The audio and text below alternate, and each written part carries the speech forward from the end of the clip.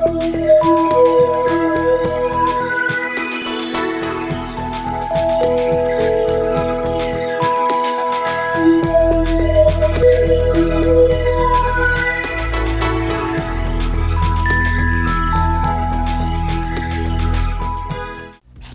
Report media partner नगर Sahyadri associated bye Sahyadri publication.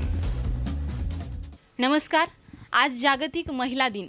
प्रत्येक स्त्रीच्या कर्तृत्वाला आणि तिच्या दातृत्वाला आज खरं तर सर्वांनी प्रणाम करावा असा हा आजचा दिवस आहे. स्वामी तिणी जगाचा आईविना भिकारी असं आपण म्हणतो तेही तितकंच खरं आहे. कारण आज ती आहे म्हणून आपण संपूर्ण जग हे पाहू शकतो. आज महिला प्रत्येक क्षेत्रात आघाडीवर आहे. आजची महिला ही घरचं कामही करते आणि बाहेर नोकरीही सांभाळते. मात्र अशी दुहेरी भूमिका सांभाळत असताना अनेक अडचणींना त्यांना सामोरं जावं लागतं. मात्र तरी देखील आपली प्रत्येक जबाबदारी त्या अत्यंत चोखरित्या सांभाळतात. आणि याच महिलांच्या प्रती कुठेतरी कृतज्ञता व्यक्त व्हावी म्हणून आज 8 मार्च हा जागतिक महिला दिन सर्वत्र साजरा केला जातोय. याच महिला दिनाच्या निमित्ताने आज आपण न्यूज 24 सह्याद्रीच्या आजची सबला नारी या विशेष कार्यक्रमात संवाद साधणार आहोत अहमदनगरमधील प्रसिद्ध नेत्रतज्ञ डॉक्टर सुधाताई कांकरिया यांच्याशी. मॅडम नमस्कार. आणि प्रथमतः तुम्हाला न्यूज 24 सह्याद्रीकडून महिला दिनाच्या खूप खूप शुभेच्छा. धन्यवाद ताई. आपल्यालाही आणि सर्वांनाच या महिला दिनाच्या खूप खूप खूप मनापासून शुभेच्छा आहेत. धन्यवाद. सुधाताईंची ओळख करून द्यायची झाली तर त्या अहमदनगरमधील एक प्रसिद्ध नेत्रतज्ञ आहेत.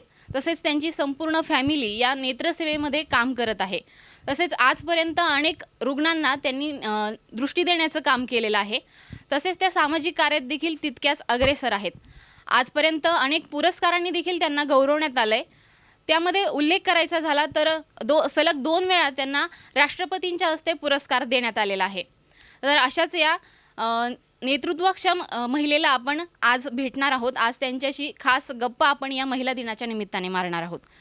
तर आपण पहिल्यांदा तुमचं स्वागत पुन्हा एकदा. आज महिला दिन आहे तर आजपर्यंतचा तुमचा प्रवास नेमका म्हणजे डॉक्टर असण्यापासून ते सामाजिक कार्य आणि आत्तापर्यंतचा प्रवास कसा होता?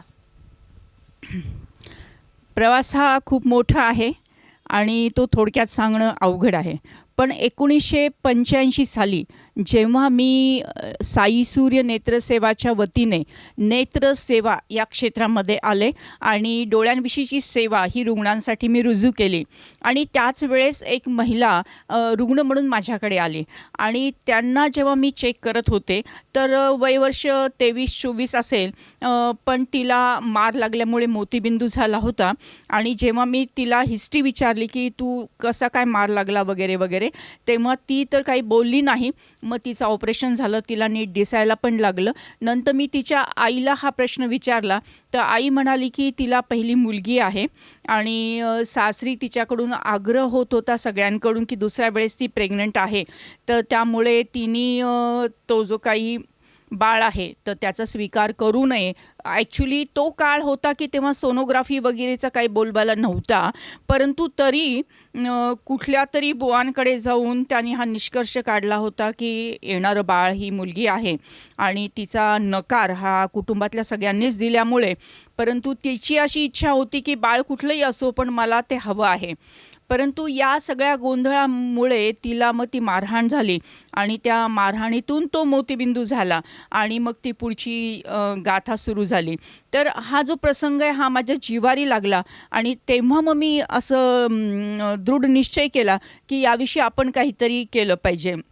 म्हणून स्त्री जन्माचे स्वागत करा बेटी बचाव ही चळवळ 1985 साली सुरू झाली आणि आत्तापर्यंत आपण 30 लाखपेक्षा जास्त व्यक्तींपर्यंत प्रत्यक्ष अप्रत्यक्षपणे संपूर्ण भारतामध्ये आणि भारताबाहेरही पोचवण्यासाठी प्रयत्न केलेला आहे.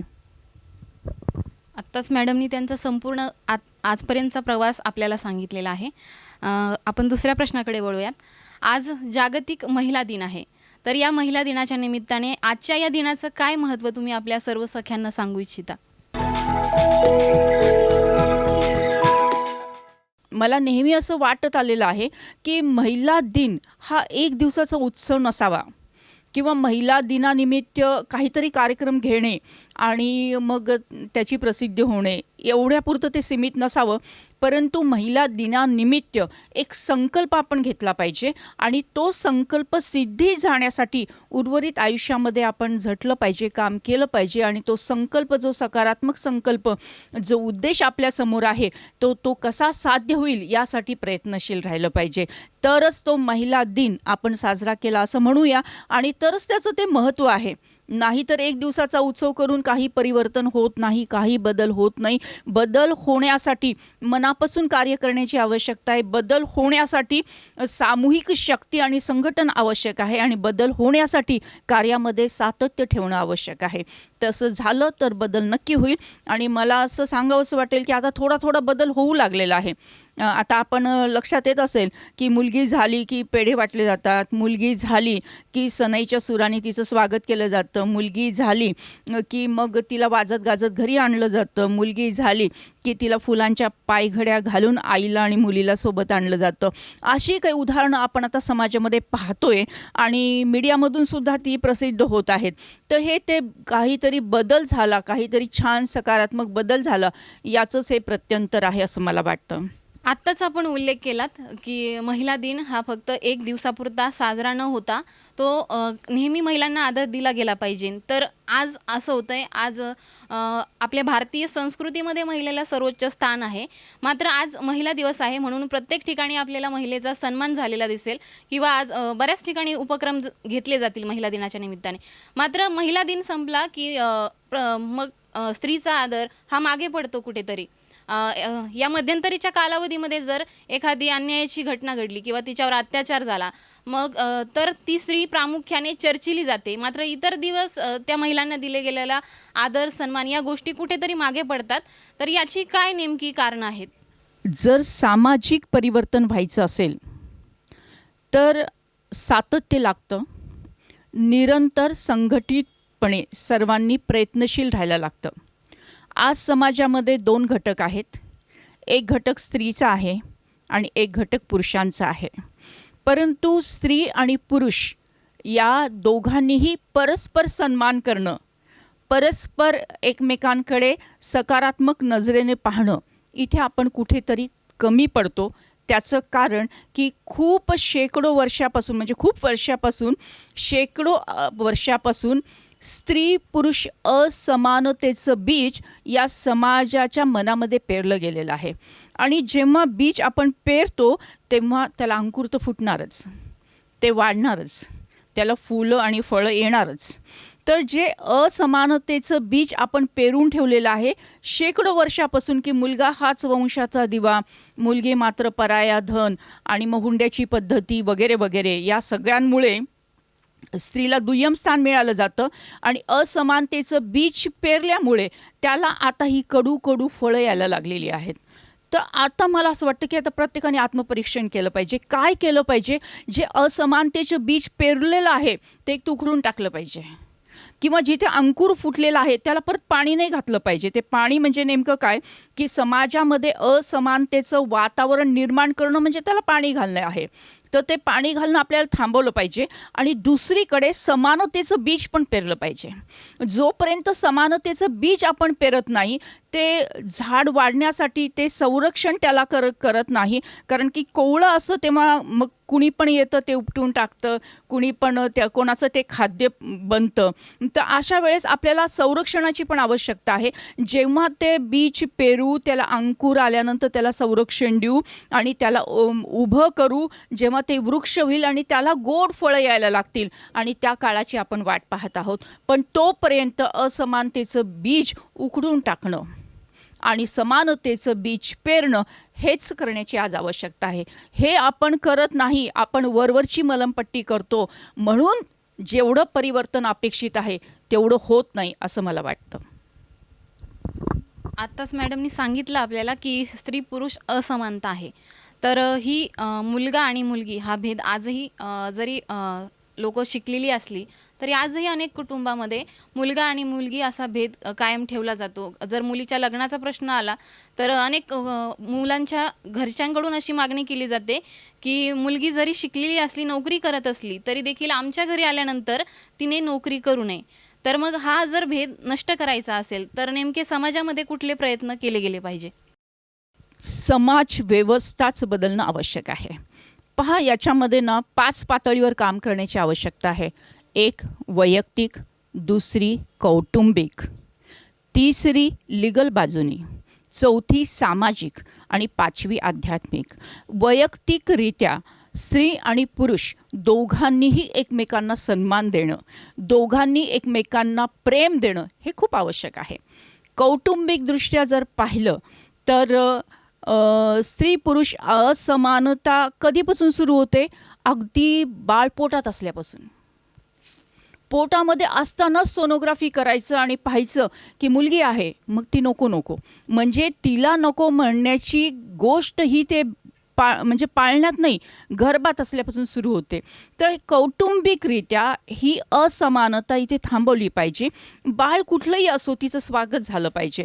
त्यानंतर बाळ जेव्हा लहानाचं मोठं होतं तेव्हा आपण त्याच्यावर काय संस्कार करतो? काय संस्कार करतो? सगळ्यांनी आत्मपरीक्षण करण्याची आवश्यकता आहे. इथे आई आणि वडील, मुलगा आणि मुलगी इथे भेद करतात आणि त्यामुळे मग ते संस्कार त्या मुलीवर, त्या मुलांवर होतात आणि मग पुढचं सगळं म्हणजे बेस असतो ना हा, मग सगळं गणित बिघडतं. त्यानंतर जेव्हा मुलं आणि मुली वयात येतात ना तेव्हा नैतिकतेच्या चौकटी या दोघांना सारख्या पाहिजेत. आपण मुलीला असं बंधनात ठेवतो आणि मुलाला मात्र अनेक ठिकाणी वारेवर सोडून दिलं जातं. पण जेव्हा मुलीला आपण समजावून सांगतो तेव्हा मुलालाही समजून सांगण्याची आवश्यकता आहे. मुलीला आपण म्हणतो की तू रात्री बेरात्री फिरू नको आणि आजच्या सुरक्षितेच्या दृष्टीने ते योग्य आहे, पण मुलालाही आपल्याला ते सांगायला हवं की जेव्हा जेव्हा तुला मुली अशा दिसतील त्या तुझ्या सगळ्या बहिणी आहेत, तुझ्या त्या सगळ्या बहिणी आहेत, तर बहिणींचं रक्षण करणं हे तुझं कर्तव्य आहे. हे मुलांच्या मनामध्ये बिंबवलं पाहिजे. म्हणजेच नैतिकतेच्या ज्या चौकटी आहेत या दोघांना सारख्या असल्या पाहिजेत. मग मुलांचं लग्नाचं वय होतं, मग हुंड्याचा प्रश्न असतो, तर तिथे पण समानता असली पाहिजे. हुंडा द्यायचा पण नाही आणि घ्यायचा पण नाही, हे पालन केलं पाहिजे. त्यानंतर लिगली जर पाहिलं तर स्त्रीविषयी खूप कायदे आहेत, परंतु तरी पण कायद्यांची कडक आणि ताबडतोब अंमलबजावणी होण्याची गरज आहे. याचा कधीकधी दुरुपयोग पण होताना दिसतो आणि याचा कधीकधी उपयोगच होताना दिसत नाही. दोन्ही गोष्टी आहेत. तर याचंही आत्मपरीक्षण समाजाने करणं आवश्यक आहे. आणि शेवटी म्हणजे स्पिरिच्युअल म्हणजे आध्यात्मिक. अध्यात्मामध्ये सांगितलेलं आहे म्हणजे स्पिरिच्युअल सायन्स, आध्यात्मिक विज्ञान असं सांगतं की प्रत्येक व्यक्ती ही 2 गोष्टींनी बनलेली आहे.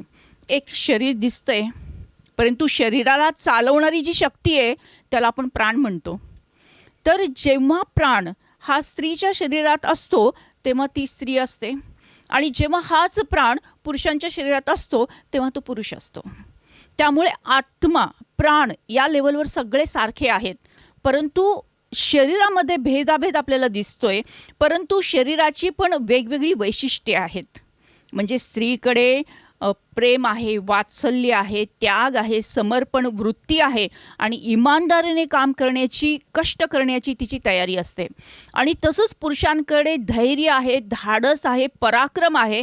या दोन्ही चांगल्या चांगल्या गोष्टी आहेत, पण या दोन्ही पण चांगल्या चांगल्या गोष्टी पूरक आहेत एकमेकांना आणि दोघंही एकाच रथाच्या 2 काय म्हणतात चाकं आहेत. माझी एक छोटीशी कविता आहे, त्यात मी नेहमी असं सांगते की तो आणि ती. तो मंत्र असेल तर ती पूजा आहे, तो मंत्र असेल तर ती पूजा आहे, ती आरती असेल तर तो प्रसाद आहे. तो मंत्र असेल तर ती पूजा आहे, ती आरती असेल तर तो प्रसाद आहे, तो संस्कार असेल तर ती संस्कृती आहे. तो संस्कार असेल तर ती संस्कृती आहे, तो माणूस असेल तर ती माणुसकी आहे. पहा, मंत्र म्हटल्याशिवाय पूजा पूर्ण होत नाही, आरती झाल्याशिवाय प्रसाद मिळत नाही. अनेक संस्कार मिळून निर्माण होते एक संस्कृती आणि माणसामध्ये आवश्यक आहे माणुसकी. म्हणजेच स्त्री आणि पुरुष दोघंही पूरक आहेत. एकालाही नाही आणि एकालाही हो म्हणून चालणार नाही. दोघंही समान पातळीवर हवेत आणि दोघांकडे वेगवेगळे गुण आणि वैशिष्ट्य आहेत. आपण म्हणतो की संगणकाचं युग आहे, कॉम्प्युटरचं युग आहे, संगणकाचं युग आहे. पण मला असं म्हणावं लागतं की संगणक आहे, छान आहे, पण त्यासोबत सद्गुणांचं पण युग आलं पाहिजे. संगणक आहे, खूप छान आहे, पण त्यासोबत सद्गुणांचं सुद्धा युग यायला पाहिजे. आपण असं म्हणतो की आज आता 21व्या शतकामध्ये मॉडेल पॉलिसी चालते. मॉडेलची पॉलिसी चालते म्हणजे की मॉडेलिंगचा सिलसिला आता वाढत चाललेला आहे. पण मला असं वाटतं की मॉडेल पॉलिसी नको तर मॉरल पॉलिसी हवी. मॉरल, नैतिक मूल्यांची, व्हॅल्यूची पॉलिसी हवी. कोण किती गुणवान आहे हे अधिक महत्त्वाचं आहे. म्हणजेच स्त्री आणि पुरुष एकमेकांना पूरक आहेत. मी असं नेहमी म्हणते की 1+1 होतात. एकातून 1 मायनस झाला तर 0 होतो, परंतु एकाच्या बाजूला 1 उभा राहिला तर 11 होतात. म्हणजे जसं साने गुरुजींनी म्हटलं होतं की हातात हात घालून हृदयास हृदय जोडून, हातात हात घालून हृदयास हृदय जोडून या कार्य करायाला हो, बलसागर भारत हो, विश्वात शोभून राहो. भारताला जगद्गुरू करायचं असेल तर भारतीय संस्कृतीचं पालन केलं पाहिजे. भारतीय संस्कृतीने आपल्याला नेहमीच स्त्री असो किंवा पुरुष असो, सर्वात आधी आपण माणूस आहोत हे आपल्याला शिकवलेलं आहे. आपण आपल्या देशाला माताही म्हणतो. त्यामुळे माता, प्रत्येक स्त्री आज किंवा उद्या ही माताच आहे. त्यामुळे तिचा सन्मान आपण केलाच पाहिजे. आणि हा संदेश आपण महिला दिनाच्या निमित्ताने एकमेकांना सांगितला पाहिजे असं मला वाटतं. आजच्या आपण शेवटच्या प्रश्नाकडे वळूयात. अत्यंत महत्त्वाची माहिती तुम्ही सांगितली. मात्र आज महिला दिनाच्या निमित्ताने आपल्या सर्व सख्यांना तुम्ही नेमकं काय आवाहन कराल? सर्वांना महिला दिनाच्या खूप खूप शुभेच्छा देते. आणि आज आपण पाहतोय ना समाजामध्ये अनाचार, दुराचार, भ्रष्टाचार, पापाचार, तर याला घाबरू नका. याला मुळीच घाबरायचं नाही. याचा सामना आपल्याला करायचा आहे. त्याच्यासाठी स्वतःला जागृत करायचं आहे, सक्षम करायचं आहे, सशक्त करायचं आहे. आणि हे पहा, हे लक्षात ठेवा की समाजामध्ये जे चाललेलं आहे ना, हा प्रश्न केवळ स्त्रियांचा प्रश्न आहे अशातला गोष्ट नाही आहे. हा प्रश्न केवळ पुरुषांचा प्रश्न आहे असं पण नाही आहे. तर हा प्रश्न एकूण समाजाचा प्रश्न आहे. दुसरी गोष्ट, ही लढाई पुरुषांविरुद्ध स्त्रीची लढाई नाही. परत सांगते, पुरुषांविरुद्ध स्त्रीची लढाई नाही किंवा स्त्री विरुद्ध पुरुषांची लढाई नाही किंवा स्त्री विरुद्ध पुरुषांची लढाई नाही. तर ही जी लढाई आहे ही विकृती विरुद्ध संस्कृतीची लढाई आहे. ही लढाई विकृती विरुद्ध संस्कृतीची लढाई आहे. त्यामुळे संस्कृतीचं बोट पकडून आपल्याला पुढे जायचं आहे. त्यामुळे संस्कृतीचं बोट पकडून आपल्याला पुढे जायचं आहे. मग ती महिला असो किंवा पुरुष असो, दोघांनी संस्कृतीचं बोट पकडायचं आहे आणि विकृतीला संपवून टाकायचं आहे. असं म्हटलं जातं कि माना कि अंधेरा घना है, माना कि अंधेरा घना है, लेकिन दिया जलाना क्या मना है. माना कि अंधेरा घना है, लेकिन दिया जलाना क्या मना है. तर आपल्याला अंधाराला उसवत जायचं आहे आणि उजेडाला शिवत जायचं आहे. तर अंधाराला घाबरायचं नाही आहे, त्याला उसवत जायचं आहे आणि उजेडाला पकडून त्याला शिवत जायचं आहे. संस्कृतीची कास आपल्याला धरायची आहे. तरच आपला विजय होणार आहे. तरच आपला विजय होणार आहे. आणि हा विजय फक्त स्त्रीचा नाही, तर हा विजय हा माणुसकीचा विजय आहे. आणि तोच विजय आपण नक्की प्राप्त करणारच, हा दृढ निश्चयसुद्धा आपल्याकडे आहे. आपल्या सर्वांना महिला दिनाच्या खूप खूप आणि खूप शुभेच्छा. धन्यवाद. Thank you so much. आत्ताच मॅडमनी आपल्याला खूप महत्त्वाचं मार्गदर्शन केलेलं आहे. मॅडम, आपलं पुन्हा एकदा मनापासून खूप खूप धन्यवाद. आपण अत्यंत अनमोल मार्गदर्शन आपल्या सख्यांना केलेलं आहे. आत्ताच आपण पाहिलं की सुधाताईंनी आपल्याला अत्यंत महत्त्वाचं मार्गदर्शन केले. महिलांनी स्वतः स्वतःच्या संरक्षणासाठी जागरूक झालं पाहिजे. तसंच समाजामध्ये स्त्री पुरुष असा भेदभाव न राहता सर्वांनी महिलांना समान दर्जा दिला गेला पाहिजे. आणि हीच तत्त्व जर आजच्या महिलांनी लागू केली, स्वतःच्या जीवनात स्वतःचीच काळजी घेतली, स्वतः आपल्या न्याय हक्कांसाठी लढायला शिकलं, तर कुठेतरी याचा फायदा आजचा महिला दिन आपला नक्कीच यशस्वी होऊ शकतो. आजच्या न्यूज 24 सह्याद्रीच्या आजची सबला नारी या विशेष कार्यक्रमात मात्र आता इथेच थांबतोय. कॅमेरामन सौरभ गायकवाड सोबत मी प्रियंका पुंड, न्यूज 24 सह्याद्री, अहमदनगर.